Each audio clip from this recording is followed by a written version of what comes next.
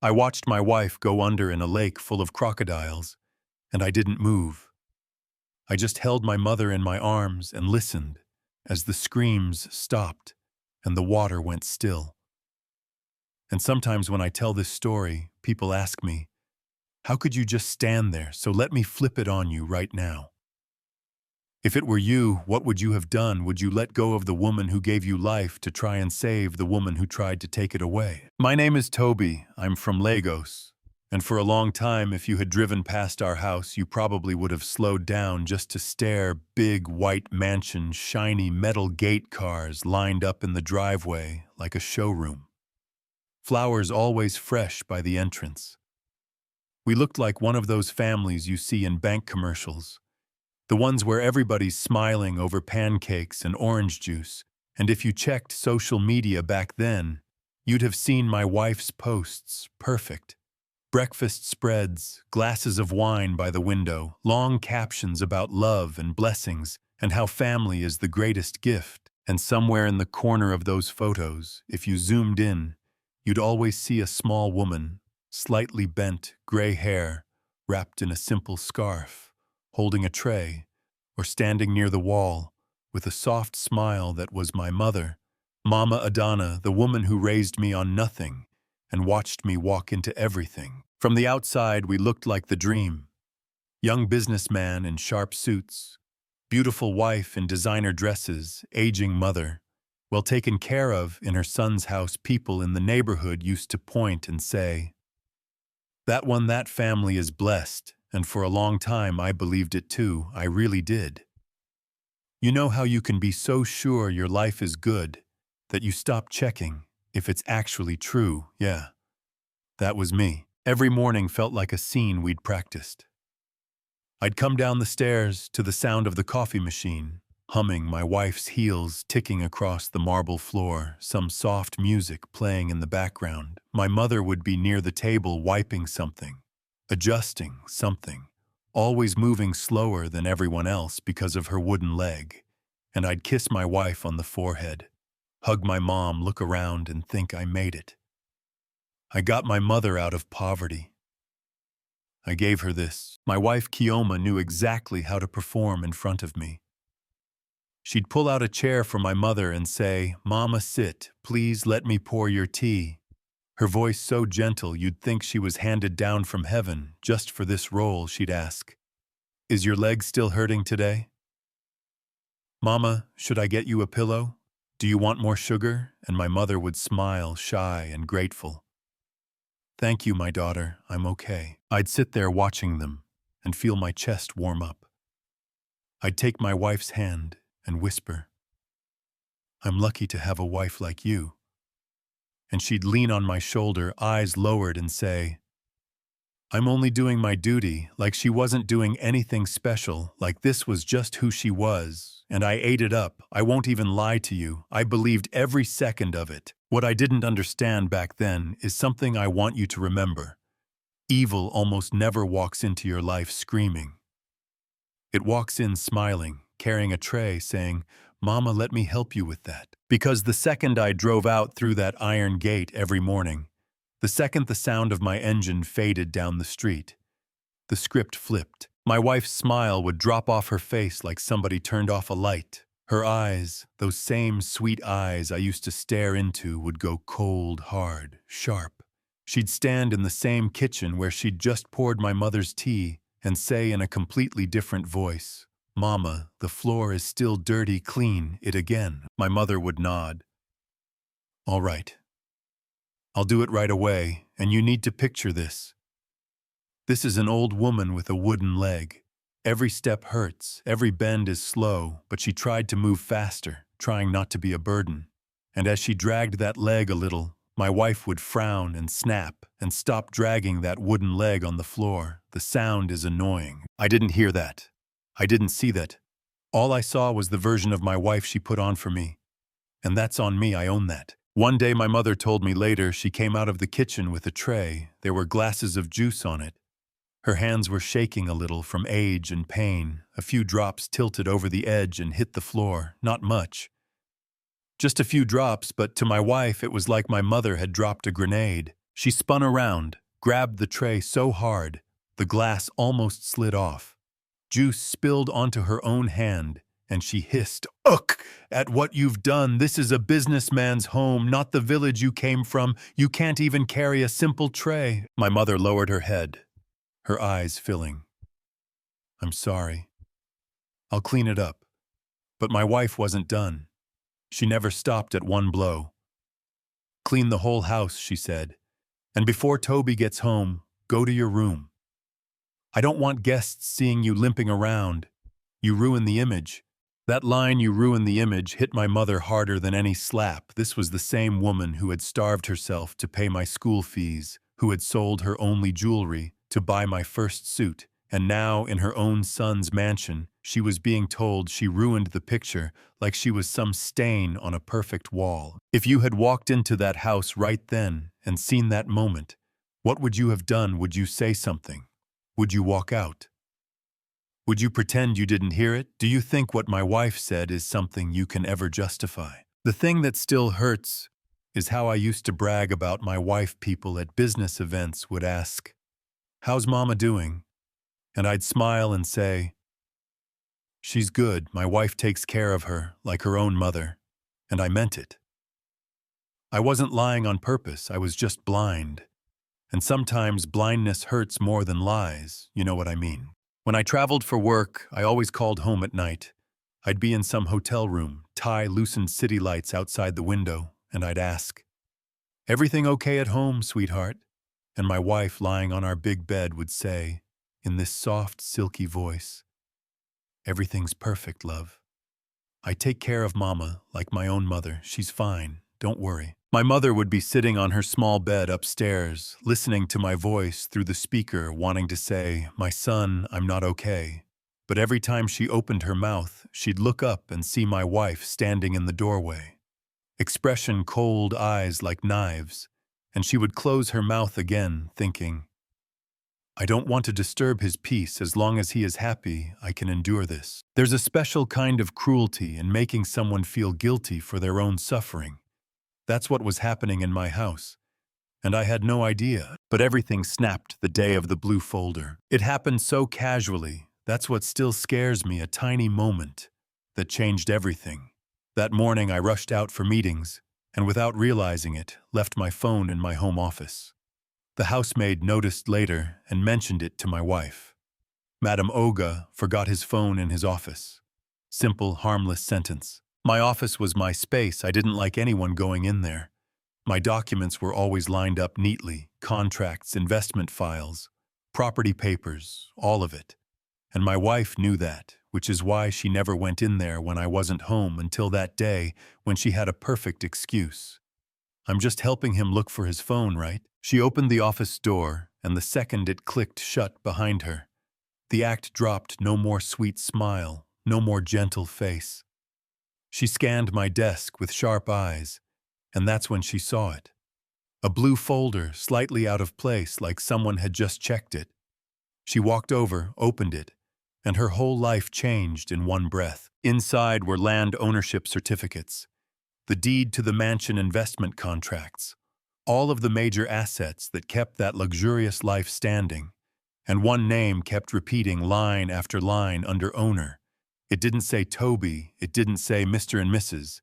It said Adana Okafor, my mother. Clipped inside was a note in my handwriting, something I'd written to myself as a reminder. "When Mom gets healthier and feels secure about the future, we'll discuss." Transferring everything over, it was my way of saying, "I'm not rushing her, she has to feel safe." It was love, security, respect for the woman who built me. For my wife, that sentence was a knife pressed against her throat. She flipped page after page, looking for her name, looking for mine, not seeing it, and her breathing turned sharp, ragged. She started laughing softly at first, but with this poison under it. "How lovely," she whispered to the empty room. "That crippled old woman is standing in my way." Let me ask you, if you discovered that everything you thought you were going to inherit, everything you built your pride on, wasn't actually under your or your spouse's name, but under your mother-in-law's, What would you feel? First, shock, anger, betrayal, fear. Would you be mad at your partner? Would you call a lawyer, or would some dark part of you start whispering, if this person wasn't here? I'm not excusing anything she did, but I want you to sit with that question. Because that's where greed starts, not always with a plan, sometimes with a single sentence. She's in my way. From that moment on, my wife stopped seeing my mother as a person. She saw her as a barrier, a problem, a locked door between her and the rich life she thought she deserved. And once you reduce somebody to an obstacle, it becomes easier to push them literally. She didn't move fast, though. No, she knew better than that. She kept smiling in front of me. She kept making the breakfasts, posting the photos.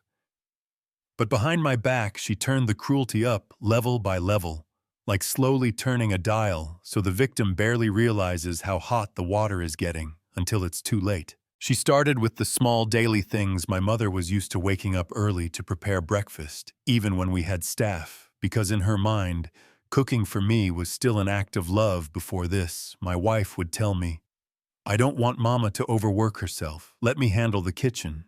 And I'd think, wow, what a good woman. But when I left for a 3-day business trip, that sentence twisted into something else. She stood in the kitchen doorway, arms crossed, and said, "Wake up early, Mama. At your age, if you don't move around, your joints will freeze up." It sounded like care, but the tone was command. My mother got up, braced her leg, cooked porridge, eggs, sausages, cut fruit, set everything on the table. When she tried to sit down, my wife glanced up and said, "Your portion is in the pot." On the stove, there was a tiny aluminum pot of thin, watery porridge, just hot water and a little salt. My mother looked at the table full of food, then back at the pot, smiled gently and whispered, "It's all right. I prefer simple food." And my wife shrugged. "Too much oil isn't good for old people. And besides, we need to save money." Save money in a mansion with 3 cars outside and her closet full of clothes that cost more than my mother had seen in her entire youth. If that's not cruelty, wearing a silk dress, I don't know what is. Next, she went for the medicine. My mother's prosthetic leg caused her constant pain, especially at night. When the air got cold, I'd always say, "Mom, don't forget your medicine. It will help." But one night, my mother opened the bathroom cabinet and found the painkillers gone, completely empty. "Kioma," she called, voice barely above a whisper. "Do you know where my medicine is?" My wife was in the living room watching a movie with a face mask on. She didn't turn around. She just said, "I threw them out. Those pills damage your liver. You should learn to tolerate the pain. Willpower is the best doctor." Imagine saying that to someone who can barely walk. Willpower is the best doctor. My mother stood there staring at the empty shelf, then quietly closed the cabinet and went back to her bed, biting her hand to keep from making noise when the pain flared up, because the last thing she wanted was for me to call from another country and hear her crying. On a rainy day, when the sky was gray and the courtyard floor was slick and cold, my wife showed up at my mother's door with a pile of dirty clothes. "The washing machine is broken," she said. "Take these outside and hand wash them. Toby's shirts, mine, everything. Make sure everything is spotless. Don't let the whites turn yellow." My mother looked out at the rain and asked, "Maybe I can wash them tomorrow, when the weather clears." And my wife's eyes immediately hardened. "I don't want Toby's shirts getting moldy. Wash them now and hang them under the awning. If you can't handle it, I'll just hire another maid." That sentence, "another maid," hit my mother deep, because in that moment, she realized that in my wife's eyes, she wasn't a mother-in-law, she was staff replaceable. And the one thing my mother feared most was being replaced in my heart, so she took the clothes, stepped out into the cold rain, hunched over a big plastic basin, and scrubbed shirts while the water hit her back and her leg throbbed like fire. My wife watched from the upstairs window, holding a glass of red wine, satisfaction on her face like she was looking at a painting she'd commissioned, not at an old woman breaking her back in the cold. Abuse keeps escalating when no one stops it. Some days my wife locked my mother in her room for her own good, she'd say. I don't want you walking too much. What if you fall? Then she'd go downstairs, let her friends in, play music, laugh, pour drinks while my mother sat in a small upstairs room, listening to the muffled sound of life happening, without her staring through a tiny window at a slice of gray sky, feeling like an object someone had put away in a storage closet. One night my wife stood outside my mother's door and heard her praying. My mother thought she was alone. She whispered, "Lord, please don't let my son suffer. As long as he is at peace, I can endure anything." She didn't say, "Lord, save me," she said, "Lord, protect him." That's how mothers are wired. My wife leaned her head against the wall and murmured so quietly only she could hear it, "How much longer can you take care of him?" And in that sentence you can hear it.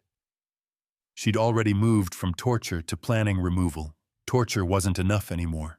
Behind our mansion, there was an old family lake, wide and dark. Our grandparents told stories about how crocodiles were kept there to scare off thieves at night. By day, it looked calm, peaceful trees reflecting on the surface. Kids in the area whispered about it like it was haunted.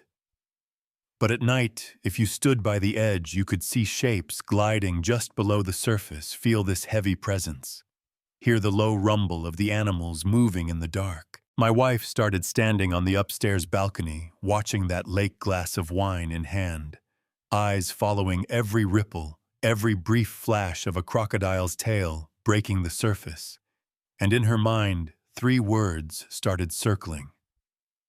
One slip. No witnesses, no body. She studied the layout, noticed no security cameras faced the lake.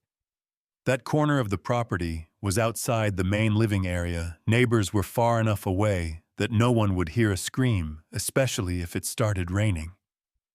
She checked the wooden railing by the edge of the water, saw. It was old, loosened a few screws just enough so it would give way under sudden pressure, not enough to be obvious. She waited for the right night, the one when I was supposed to be gone on a 3-day trip, when the sky was hanging heavy with clouds, and the moon was thin and sharp, when the Lagos rain would come down like a curtain hiding whatever happened beneath it. And then she put on her white robe and walked down the hallway toward my mother's room. Now listen carefully here, because this is where everything turns. And I need you to stick around, because what happened next will blow your mind. She knocked gently and said in that soft, sweet voice that used to fool me, "Mama, the weather's nice. Let me take you to the lake for some fresh air." My mother looked up, tired eyes blinking. "Are you sure, child? It's awfully dark." And my wife smiled. "If you don't go, you won't sleep well. I'm only looking out for you." My mother didn't want to believe her own instincts. She didn't want to think my wife could truly hate her.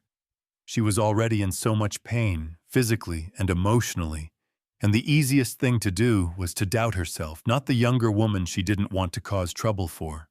So she let herself be guided down the stairs, through the courtyard toward the back of the property. The wind was cold, sliding between the walls. The lake ahead of them looked black, bottomless. Like an open grave, my mother gripped the wooden railing.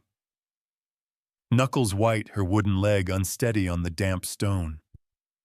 She looked out at the unnaturally still water and whispered, "Child, don't scare me. Why is the lake so quiet tonight?" My wife stepped in close behind her, half her face glowing in the moonlight, the other half hidden in shadow, and leaned toward my mother's ear. "You should know I don't share my life with anyone," she said quietly.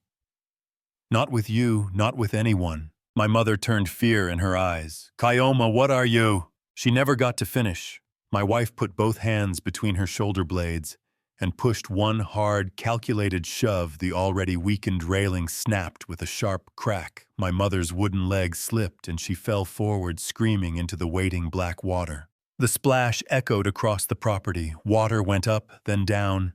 Then everything started moving. The crocodiles had been waiting. They always waited. My mother fought to stay afloat, coughing, spitting water, calling out, "Help me, help my son, Toby." But the night swallowed her voice. The first raindrops started falling. Then the sky opened all at once. On the shore, my wife watched with steady eyes, her face empty, no panic, no remorse. Just this quiet satisfaction as she watched the water churn, turned a faint red in some places. When the movement slowed and the ripples began to spread wider, she turned away, wiped a raindrop off her cheek, and whispered, "Everything finally belongs to me." And that's exactly when my headlights hit her back. Here's the twist. The part she never saw coming. I wasn't supposed to be home, my meetings finished earlier than expected. My flight got moved, my phone died, so I couldn't even call ahead, I thought. Let me go, surprise them, it'll make their day. I drove home in the rain, tired but kind of excited. You know that feeling when you're coming home earlier than planned, thinking you're going to see smiles and hear Daddy's home vibes, yeah. That was me. The gates opened. I drove through, and the first thing my headlights caught was my wife's back white robe-soaked body frozen in the middle of the courtyard, like a thief caught in a spotlight. Behind her, the lake was still rippling. The railing hung broken. The rain hammered the stone like angry hands. I stepped out of the SUV. The rain hit my face, but my eyes were locked on the lake. Something in me knew, before I even heard anything, something was wrong. My wife turned slowly, her lips trembling. "Toby, why are you home early?" I didn't answer. I couldn't. I felt my throat close up. My heart was pounding so hard it hurt. My brain was trying not to connect the dots, because once it did, everything I believed about my life, my marriage, my home, was going to implode. I stared at her, then at the broken railing, then at the dark water still shifting. And then through the roar of the storm, I heard it faint but clear. "Toby, my son, help me. I don't care how tough you think you are." There is nothing in this world that hits a man harder than hearing his mother's voice screaming for him from the edge of death. Something inside me snapped awake. My body moved before my mind. I ran full speed across that slippery courtyard, shoes sliding on the wet stone headlights behind me, casting this long shadow that stretched toward the lake. When I reached the edge for a second, all I saw was darkness and rain.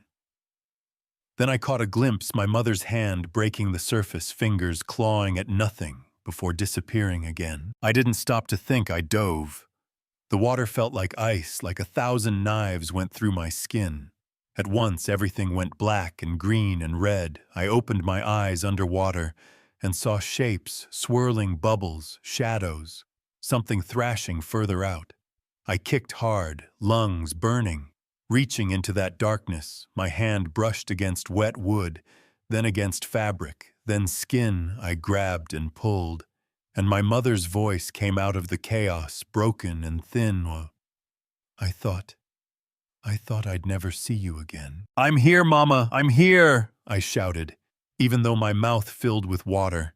Even though fear wrapped itself around my spine like a fist, I pulled her against me, tried to get her upper body on the broken piece of wood she'd been grasping, started kicking toward the shore, and that's when I saw it, less than 2 meters away, a crocodile's head, rising, eyes flat, an empty body curling in the water, moving closer behind it, another shape and another. On the shore, my wife was watching rain plastering her hair to her face, eyes wide with pure panic now, not because we were in danger, but because her perfect accident had witnesses. Toby had come home 1 hour early, that one stupid hour that changed everything. She started shaking her head, mumbling, "No, no, they can't live, they can't," then turned to run and write.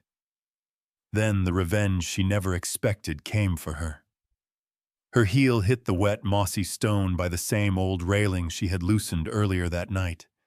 Her foot slipped, her body lurched forward, and she crashed into that weak wood with her full weight. There was a crack, a scream, and she went over the edge straight into the same water she had just thrown my mother into, same place, same angle, like the night itself decided it was tired of pretending. She came up thrashing, arms, flailing white robe spread around her like a drowning phantom. "Obi, help me, please," she screamed. and the crocodiles shifted their attention, snapping toward her, toward the loudest, closest, most chaotic thing in the water. In that moment, I was holding my mother's trembling body against mine, her nails digging into my shoulder, whispering, "Don't let go, my child, please." And in front of us, my wife was fighting for her life, calling my name, begging, "Toby, I'm begging you, help me." Here's the question I know some of you have been thinking about since the first line. In that moment, what do you do? Do you let go of your mother and swim toward the woman you married, knowing she is the one who tried to kill the person who gave you life? Or do you hold on and accept that you cannot save them both? If it were you, what would you have done? Answer that honestly before you judge me. I felt my mind split in two. One side remembered the wedding, the vows, the moments I had truly loved this woman, the mornings we laughed together, the nights we planned our future. The other side remembered the watery porridge, the missing medicine, the locked room, the cold insults. You ruined the image, the blue folder, the crocodile watching my mother drown. And I knew in my bones, that even if I turned and swam, I wouldn't reach her in time. The animals were already closing in, and to try would mean letting my mother go back into that black alone. So I held on. I kicked harder toward the shore, my muscles screaming, my lungs on fire, my mother's weight heavy and real in my arms. Behind us, my wife's voice rose to a pitch I didn't know a human could make, then cut off into a gurgle, and then silence. The water churned violently for a few seconds. Then it went still, no more. Screams, no trace of a white robe, just widening circles on the surface, slowly smoothing out, like nothing had ever disturbed it. Do you think what happened to her was justice, or do you think it was too much? Do you believe in that kind of karma? Or do you think there should have been courts and judges and prisons instead of crocodiles and rain? I don't expect everyone to agree on this, and honestly, I'm still arguing with myself some nights. I dragged my mother onto the bank, collapsed beside her, coughing, shaking eyes, stinging from the dirty water. She clutched my hands and said, "Toby, my child, don't go back there, don't." And I held her tightly. "You're safe now, Mama. I'm here. I'm not going anywhere." I stared at the lake, at that quiet, black surface that had just taken a life and was now pretending innocence. By the time the sky began to lighten, the storm had passed. The water was calm, the mansion behind us looked exactly the same from the outside, like any other day, as if the house itself was saying, "What?" Something happened inside. My mother sat wrapped in a thick blanket on the living room sofa, a cup of hot tea in her hands, her body still trembling. But her eyes had this strange peace in them, like she had finally let go of a weight she'd been carrying for months. I knelt in front of her. I didn't try to be strong or composed. I didn't try to be the man of the house. I just let myself be her son, the same boy who used to run to her with scraped knees. I grabbed her hands, put my forehead on them, and the words came out like they'd been waiting in my chest for years. "Mama, I'm sorry. I'm so, so sorry. If I had been home more, if I had listened more, if I had paid attention, you wouldn't have faced her cruelty alone." My tears fell onto those wrinkled hands, the same hands that used to tie my school shoes, stir soup in a small pot on a charcoal stove, wipe sweat off her face as she worked in the sun, so I could sit in classrooms and chase my dreams. And she lifted one hand slowly and put it on my head, like she used to do when I was little and had nightmares. "Toby," she said, her voice rough but steady, "a person's greed is more dangerous than any crocodile."